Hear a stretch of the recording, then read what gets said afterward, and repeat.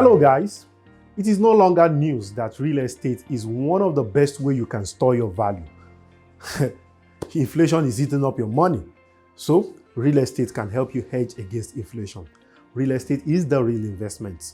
However, owning a real estate in your asset column is not just enough, but that property, whether it's land or house, has to be generating cash flow for you. Because if it's not generating cash flow for you, most likely that asset, that your real estate, that your piece of property is most likely losing value. So, and you don't want to find yourself in that situation. So quite a number of people have empty land. Quite a number of people have idle houses here and there, and they don't really know what to do with it. So my name is Opeoluwa ONI, 10 years plus in real estate, and I'm here to bring this course to you, how to unlock the cash flow potential in your property.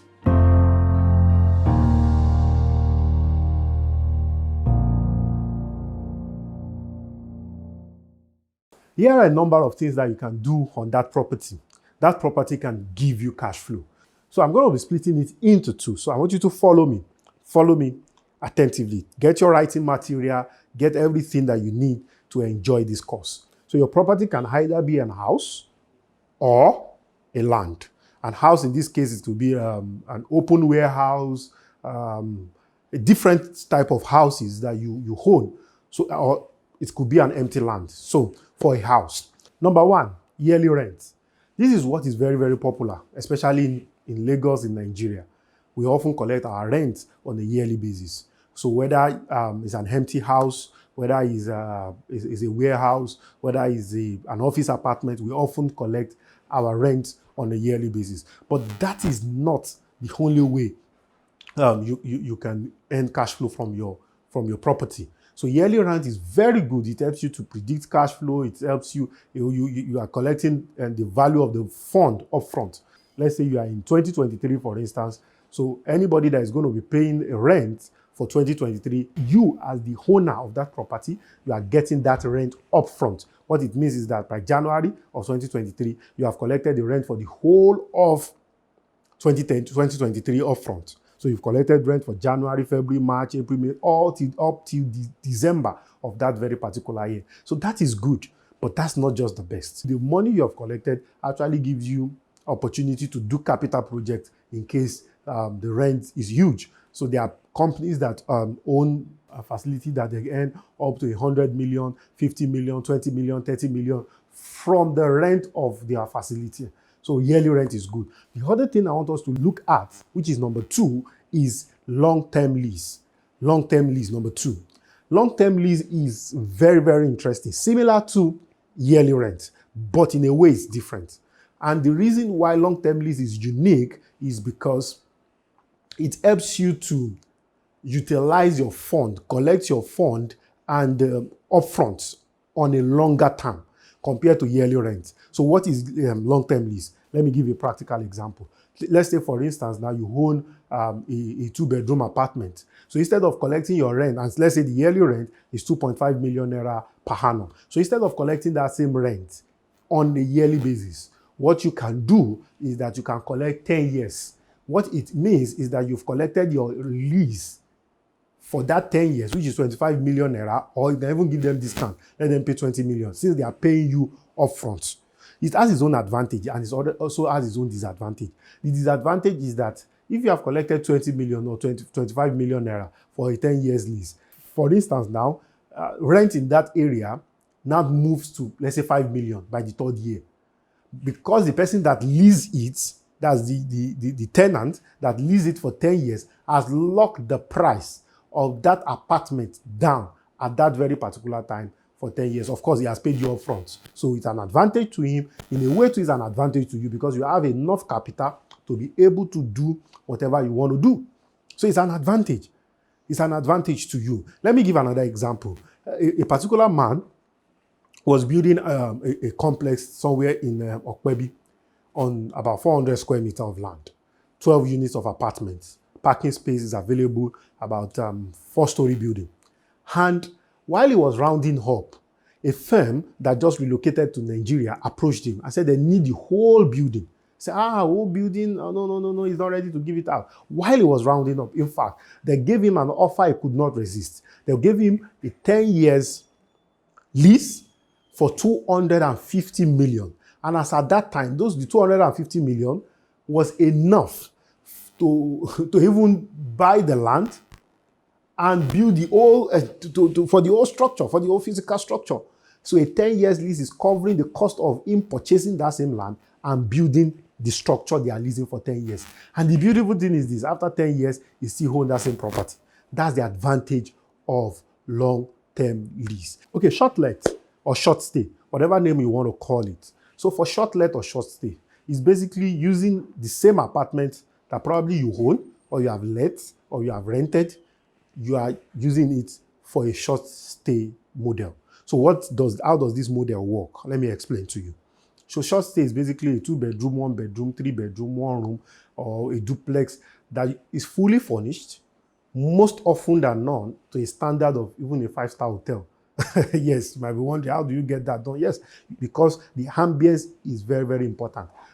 It's usually marketed as a home away from home. So you need to get the ambience right, you need to get the location right, you need to get power right, you need to get Wi-Fi right. So you need to get quite a number of things right when you are doing short stay. However, the advantage of short stay is that you can get premium from short stay. Let's give, for instance now, in places like, let's say Magodo, or in places like Okpebi, or in places like Ikeja, an apartment, maybe a 2-bedroom apartment, the rent is probably going for 5 million naira. However, for short stay, you can charge per night for 100,000 naira. You can charge per night even for 150,000 naira, depending on location, depending on the ambience, depending on all the facilities that you have put in place. There are quite a number of add-ons that can be put in place that make short let very, very, very, very, very valuable. But for the benefit of this course, I'm just going to paint our high. I'm going to open us to the opportunity that is available for you. So for 100,000 naira per night, even if you are getting 10 nights for every month, just 10 nights, we are using illustration of 10 nights every month, which if you put it in place, proper packaging, proper marketing, you can even get more than 10 nights. So 10 nights means you are getting 1 million naira on a monthly basis. 1 million naira on a monthly basis. In 12 months, you are earning 12 million naira. 12 million as against your rent of 5 million naira. Even if you use 50% as running cost, which is literally not possible, because literally not possible. Even if you use 50% as running cost, we have looked at the worst case scenario. So imagine if you are doing up to 20 nights per month. Imagine if you are even doing up to 25 nights per month. If you are doing 20 nights per month, that means you are getting 24 million naira on an apartment that a yearly rent will give to you 5 million naira. Shortlet is giving you as much as 12 million naira, 24 million naira, depending on how well you market this place. Worst case, 10 nights every month, you are getting 12 million naira. And there are very little things that we can guide you on how to set up your shortlet apartment. So it's a different course altogether. But let's look at number 4, Daycation. So the word is coined, Daycation is coined from one day and vacation. Joined together, put together, and it's called Daycation. So there are quite a number of people that are just looking at a place where they can do a one-day retreat. And they don't really want a shortlet because they don't want a very noisy environment. So now, depending on where your house is located, let's say you have a country home in Ekpe, it will be perfect for a Daycation, for instance. It will be perfect. People just want, especially now that they are holidays.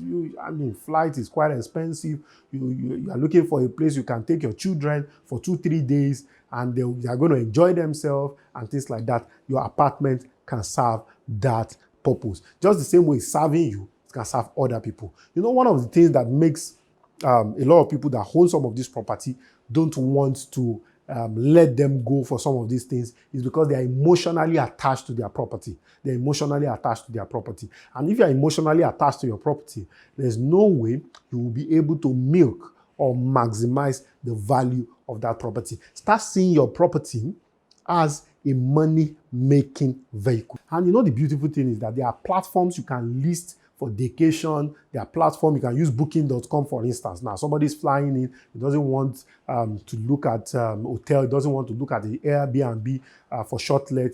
A Daycation on your booking.com is available. So it's more or less like a mixture of hotel, mixture of short let, and mixture of a home away from home. That is the beauty about Daycation. So number five, partial lease. Partial lease, or we can call it partial rent, or you can give it different name. So for someone that is, I think this is very unique.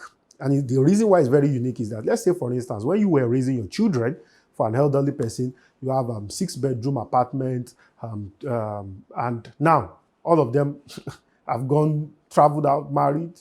They are all in their own houses, and all you could use now are just maybe 2 or 3 apartments, and you have 3 other apartments that are empty. So the remaining apartment, you can put it on a partial lease. You can reconfigure your house. You can put it on a short rent. You can put it on a long-term rent. You can do a whole lot with it while you are still staying in that same apartment. Yes, you can, while you are still staying in that same apartment, so that the 3 rooms will not just be empty. In fact, one of the things we encourage people to do is that you can even put them on short let, those empty apartments. So in case you still have a family reunion whereby all the children come back home, the grandchildren come back home, they can still use those apartments. That's the beautiful thing about partial lease or partial rent or a short let on a partial part of the house. Or for instance, while you were still young, while the whole family was still available with you, you are still staying all together, you had a big compound. But now the compound, you literally explore the whole compound now. So the compound is literally empty. So one of the things you can do again with the empty compound is that you can lease it out. Probably somebody is looking for a place where he can be parking his car, looking for a place where he can be selling his car, a showroom, or a place where he can put some containers as a warehouse. These are some of the things you can do with your partial lease or your partial rent. So the next one I want to talk about is seasonal holidays. So, like a lot of people are on summer. I mean, August, September, July are summer period. Their home are left empty. So they can put that same home within those 1 month, 2 months on a holiday home platform. The same way you have traveled to London, somebody has traveled to Nigeria. That's the thing. The same way you have traveled to the United States, somebody has traveled back to Nigeria. Or whether you are in the UK, the same way you have traveled home to come and see your family, that's the same way somebody has traveled to the UK for holiday. So the same way you have so it's a win-win. So at every point in time, if you are not in use of that's your house, all you just need to do is just one of the rooms, lock all your valuable up there, and you rent the remaining house for a season. Or in Nigeria, there are church programs that hold in different prayer camps and different platforms here and there. You can equally, if you have a house, let's say for instance, Redeem Camp. Your house is close to Redeem Camp, like a project that we have that is very close to Redeem Camp. That same property, you can use it for a seasonal holiday. When there's Holy Ghost Congress or whatever program the church is having, you can always use it for a seasonal holiday home. And on this part for the house, now you are going to number 7, which is the last part that I'm going to be sharing for houses. You can convert your home to an hostel. Let me break this down. There are people that are young chap, just got a job, he needed a place to stay, he's obviously in VI, his family house or a place where he could rent is somewhere outskirts of town. You have a house in VI, you have a house in Ikoyi, just gathering dust, empty, you are not using it. Or the hustling and bustling of Lagos is not allowing you to maximize that house. Convert it to a hostel. How do you do that? Just erect bunks in the rooms. Touch it up, let people pay for bed space. The same thing, these are guys that have slept on bunk all their life in higher institutions, so they can always do that.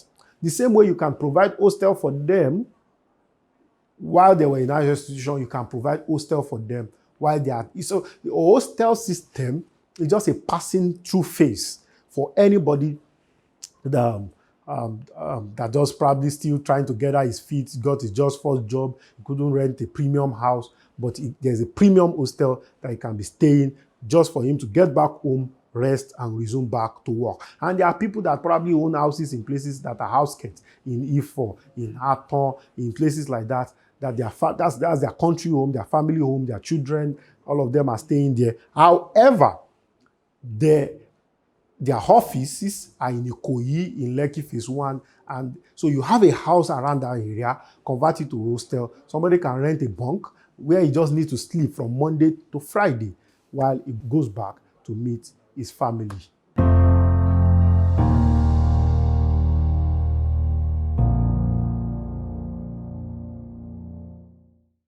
So what I've just done now is that I've shared 7 ways you can make money from your apartment, from your house, from your home, from your house.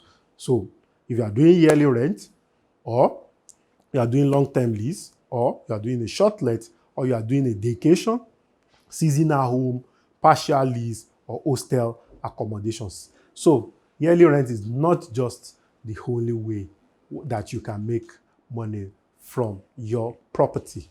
So these are some of the things that you can do. So we are going to be looking at land now. So land. So what can you do with land? So I'm assuming, for the sake of this course, that it is an empty land. So for land, there are quite a number of things you can do with empty land. So note the word empty land.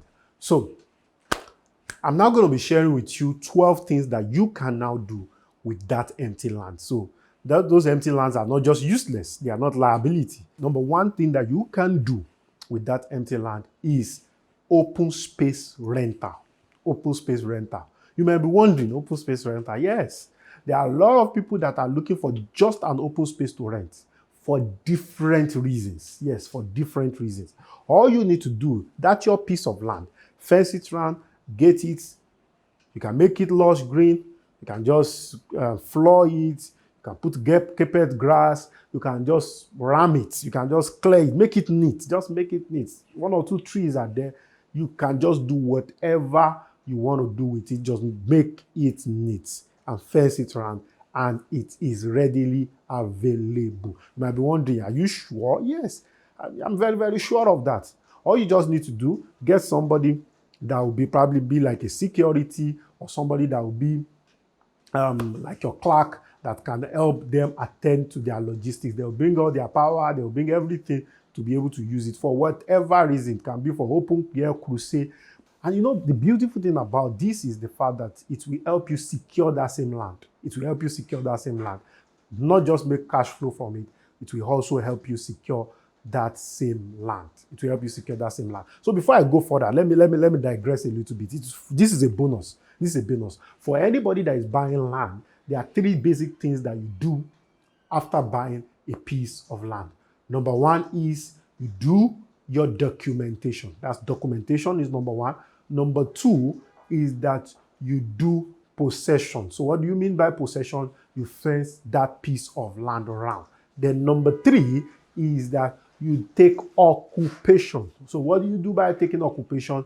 You put somebody on that property. So what do you do by putting somebody on that property? You can put somebody there to be doing any of these 12 things that I'm going to be sharing with you, because these 12 things are ways you can do occupation. Number 2, car park. Yes, number 2 is car park. You can make the place available for parking space. If you own a property in Lagos State or in a very commercially viable area, parking is a major cash flow. Car parking is a major cash flow. You can, even if it's not a commercially viable area, you can truck parking space, trailer parking space, trailer garage. There are a lot of things. I remember a couple of years ago, I was staying in a very particular place that the road was terrible. All of us that own property living in that area, we could not park our car. So we're parking 2 streets away from that same house.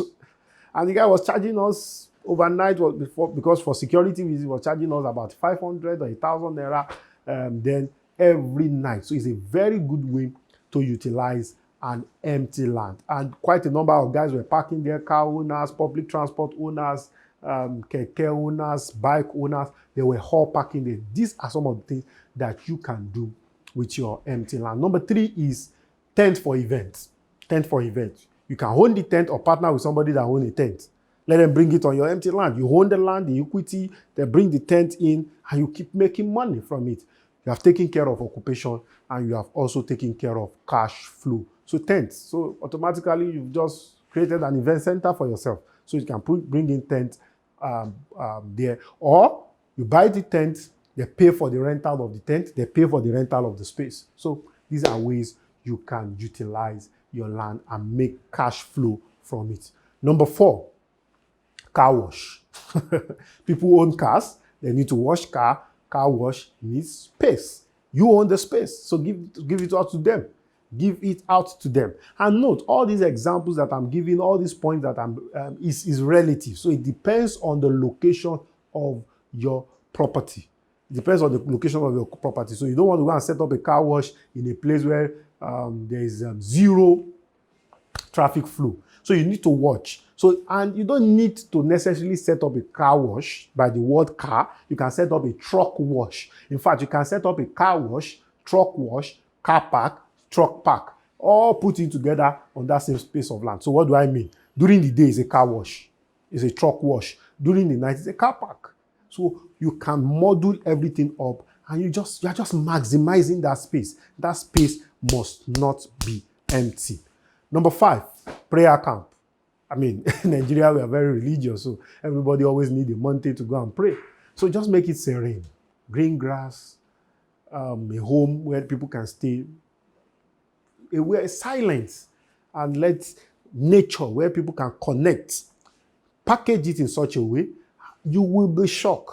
You will be shocked. It's amazing the number of people that are looking for a place where they can go and do a retreat, somewhere close to nature, where they can equally find time to pray. So it is very, very important, especially when you own a property that is very close to, that is an outskirt of a major city. People want to leave the hustle and the bustle of the city to a place where they can have a communion with their God.